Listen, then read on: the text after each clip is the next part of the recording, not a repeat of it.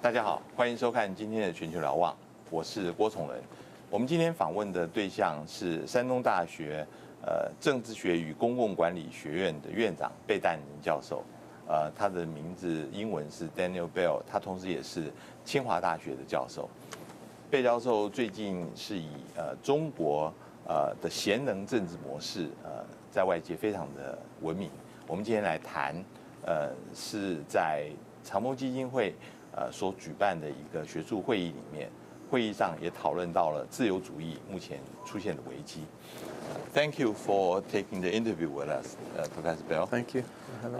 First of all, I want to ask you about we have a conference this morning talking about the Western liberal crisis, democracy crisis, and there's a lot of discussion about this.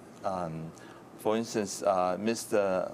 Mahbubani had mentioned that the crisis is not really from outside, but internal. You also mentioned that this kind of electoral democracy is not really, it's because its whole allegiance to its voters. So, but the consequences of the election sometimes will go beyond the voters. So, would you care to talk about what went wrong for the Western liberal democracy these days? Well, I mean, every political system has flaws, and my point is, actually, I don't think that the system of electoral democracy in the West is in a fundamental crisis. I mean, I don't think there's much debate about how to select leaders or about the fundamentals of the constitutional system, at least in most of the, well, at least in Western Europe, in Canada, the U.S., and a few other countries.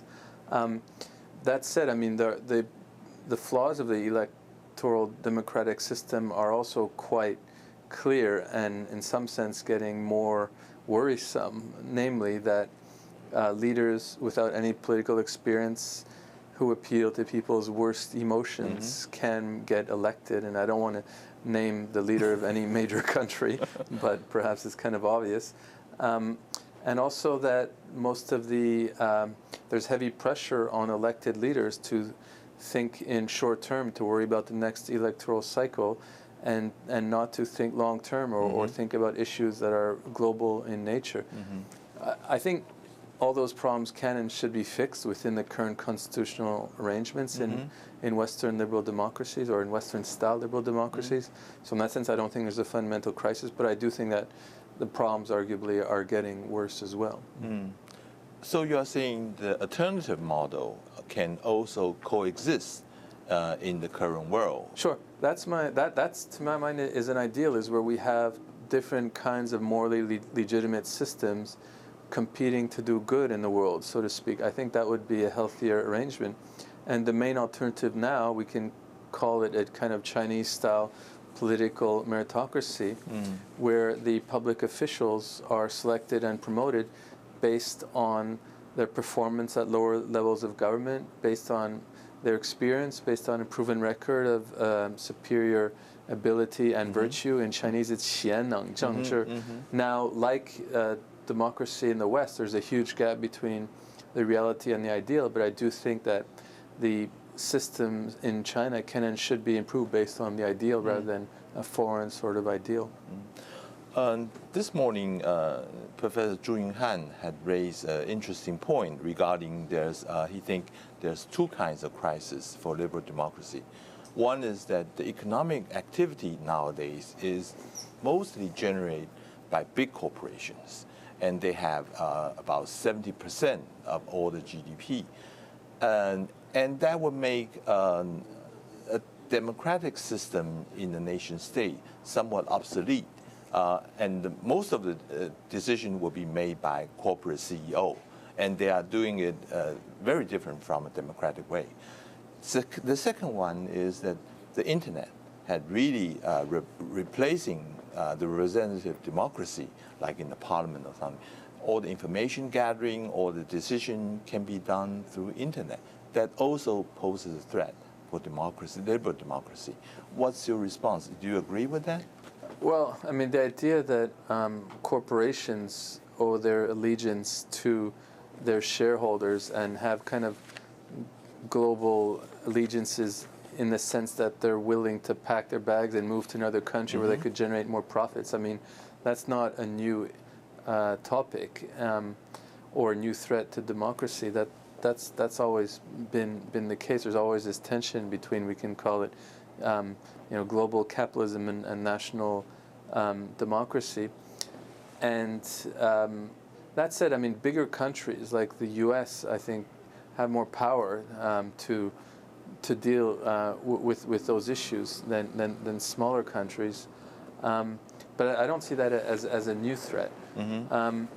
I guess the newer threat really is social media, because an electoral democracy at the end of the day does assume that the voters are at least rational enough to select leaders who are not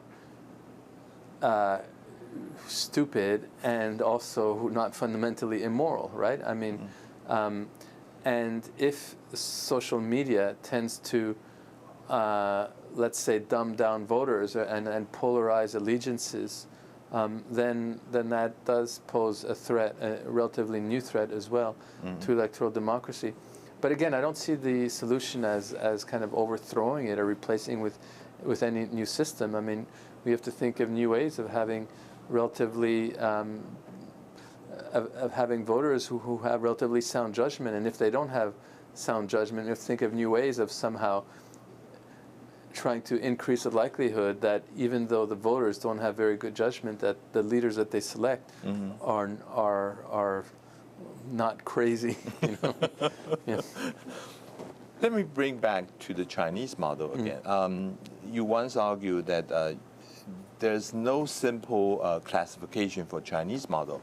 It's neither belong to the good democratic category nor belong to the authoritarian regime category. So my question is, some people will argue that this is only a transitional phrase, that eventually China will fall into a good democracy or go into the bad authoritarian model. Well, I don't think that dichotomy is very helpful for thinking about the Chinese political system. You know, that dichotomy comes from the 1970s, as was mentioned earlier today, by Samuel Huntington, and it's a way of dividing the world into two kinds of political systems, right? One is you select leaders by means of election, the others by other means. But those other means can include so many possibilities. I mean, it could include cruel military dictatorship, it could include dynasties, and it could include what we can call political meritocracy, you know, in Chinese 贤能政治, namely that leaders are selected through a meritocratic process. And I think to understand the Chinese political system, it's much more important to use the language of political meritocracy, because on the one hand it has a long history, on the other hand it's inspired change over the past few decades in China after horrible experience with the Cultural Revolution, which was an attack on political meritocracy, right? It has wide support among the people according to political surveys, but there's a big gap between the ideal and the reality. So I think if we want to understand the Chinese political system, it also has democratic characteristics. You know, at lower levels of government, you have, in villages, you have elections. You also have many other means, you know, including consultation and deliberation and even debates over budgets in cities and so on. You have quite a prolonged process before laws are implemented usually.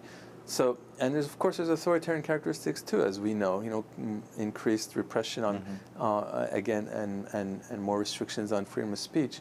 But if you want to understand the political system in China, you really should understand within its own terms and not use this language, which is not just because it's foreign, but it doesn't it's misleading. It strikes me, correct me if I'm wrong, that it seems that the model you are describing, it seems coming out from the Chinese political tradition rather than from Marxist-Leninist tradition. Well, so it's true that the idea of political meritocracy owes much more to China's own political traditions. Confucianism. Confucianism. But in the pre-Qin era, most of the competing schools, you know, including Maoism and even legalism, 法家, had this kind of this view that we need to select leaders of superior ability and, well, in the case of Confucianism and Moism, virtue as well. They disagreed over what counts as ability, what counts as virtue, what's the relation to ability and virtue, how do we measure ability and virtue. But these debates over political meritocracy have been central to Chinese political culture. Now, it's true that the Marxist tradition certainly has very little to say on this issue of political meritocracy. Leninism, you can argue this idea of having an avant-garde, of leaders. What do we mean by the avant-garde? What kind of abilities and virtues do they have? How should we measure that? You can argue that kind of has an element of political meritocracy as well. Let me raise some of the criticism on the meritocracy system. One is that there's no check and balance system, that it's embedded, there's no check on the power. The second would be that it had a tendency of encouraging corruption, for instance. Right. What do you respond to that?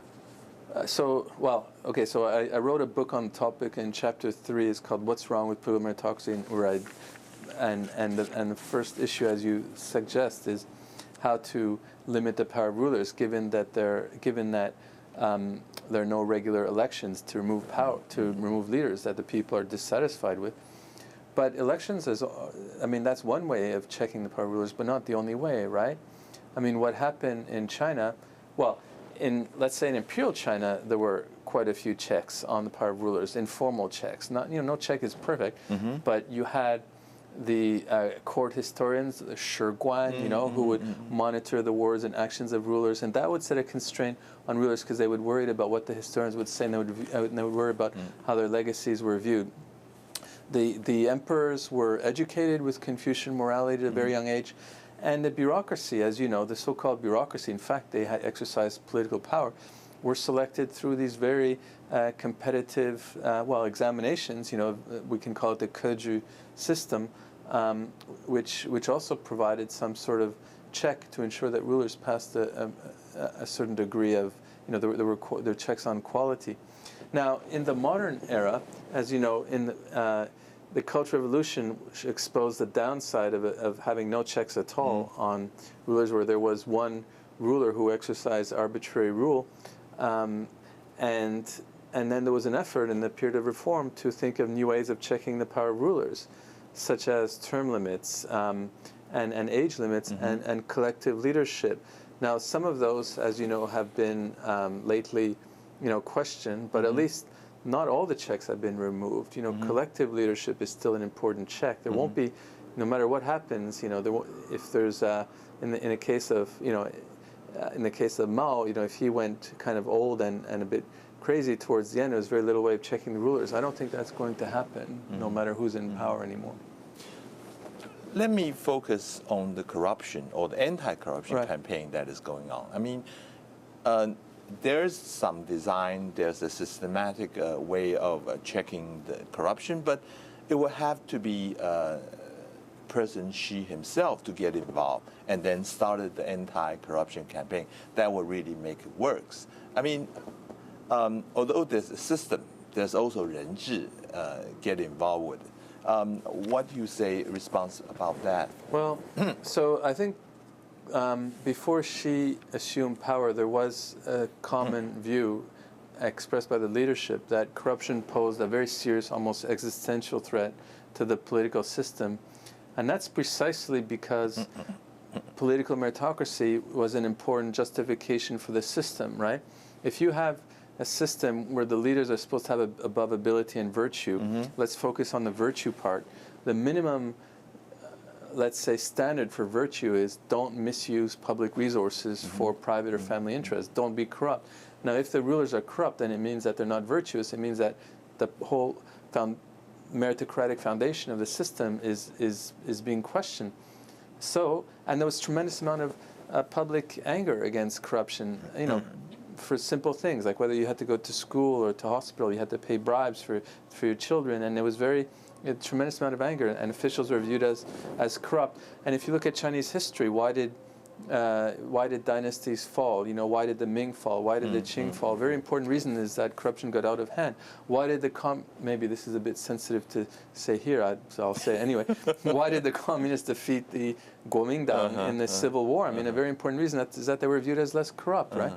So if corruption wouldn't have been dealt with, the system might have collapsed. And we can criticize many things are going wrong in China, but the past 4 or 5 years, there's been a relatively effective, the longest and most systematic anti-corruption drive, let's say, in recent history.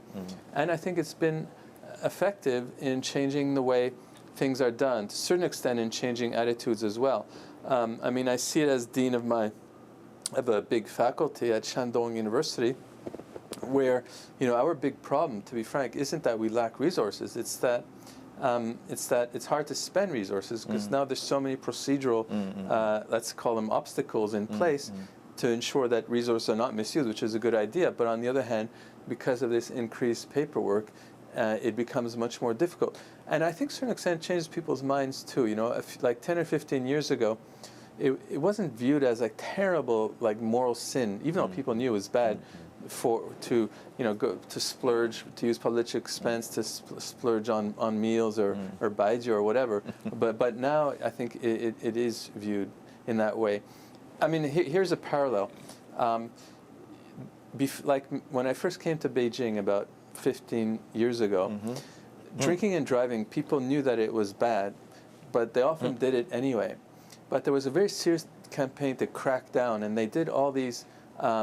We call them spot checks, random checks on people, and it really and very severe penalties if people were caught drinking and driving, and I think it worked. I mean, now there's much fewer drinking and driving, and also it's recognized as a moral bad in a way that wasn't before. So similar means were used to deal with corruption. We can call them, it's very harsh means, that owe more to the legalist Fajia tradition than to the Confucian tradition. But that's a way of having short-term results, and I think it has had short-term results. The big challenge for corruption, though, is having it, as you suggest yourself, more institutionalized, more rule-bound, and also to change fundamentally people's attitudes so that they recognize it as a moral wrong, which and for that it's important to have much more Confucian education rather than using legalist means. There's a lot of that going on, like even for the training of public officials now, there's more emphasis on the Confucian tradition. Marxism has nothing to offer on that, neither does liberalism, to be frank. And also having more Confucian education in schools, but that takes years to work. So I think for the corruption issue, first to use kind of legalist means to achieve short-term results, and then slowly, 慢慢来, I think the institutional and moral ways of regulating corruption will hopefully occur. We'll take a short break. 我们等一下回来继续跟贝兰教授来做访谈。